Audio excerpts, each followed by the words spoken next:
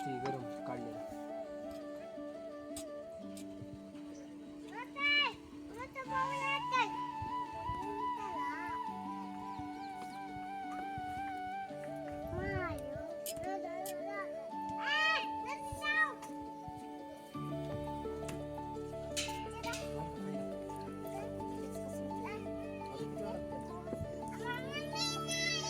काय झालंय?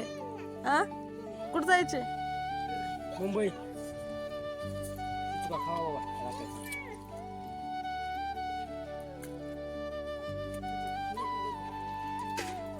छान पाणी गरम ए सर इकडं हे हे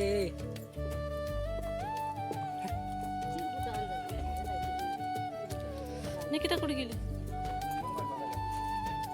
हे आलाय का? हाय का कुठं चालला आपण? तर आम्ही गेलेलो होतो शॉपिंग करण्यासाठी. काय घरातला किराणा वगैरे भरायचा होता ते करण्यासाठी, आणि दुसऱ्यांचे पण थोडीफार होती शॉपिंग लग्नाची वगैरे.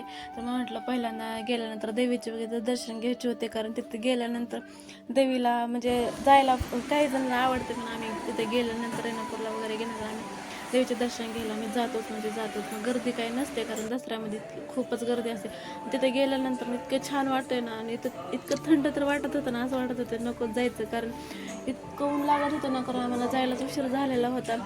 पार असं डोक्यावर ऊन आल्यासारखं झालेलं होतं. असं वाटायला नको बाई इथून उठायलाच नको, कारण एवढं ऊन लागत होतं.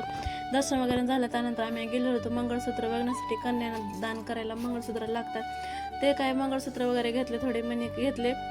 त्यानंतर निघालो मग रुखवतामध्ये ठेवण्यासाठी लागतात ना हे वेगवेगळं काय काय, मग ते काय घेतलं. त्यानंतर गेलो होतो त्यांच्या दीदीला ड्रेस घ्यायचा होता, छोटी मुलगी, पण ड्रेस काय पास पडलेच नाहीत, आवडलेच नाही, पण तिला आवडले होते, मग त्याच्यासाठी घेतला घागरा.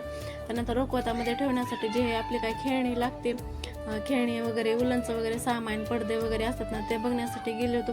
इतकं छान छान होतं ना सगळं, असं वाटायचं हे घेऊ का ते घेऊन. आणि इतकं महाग पण झालं ना, 10 रुपये सुद्धा कोणी कमी करत नाही. आणि आपल्या बैलगाड्या तर इतकी छान वाटत होती ना की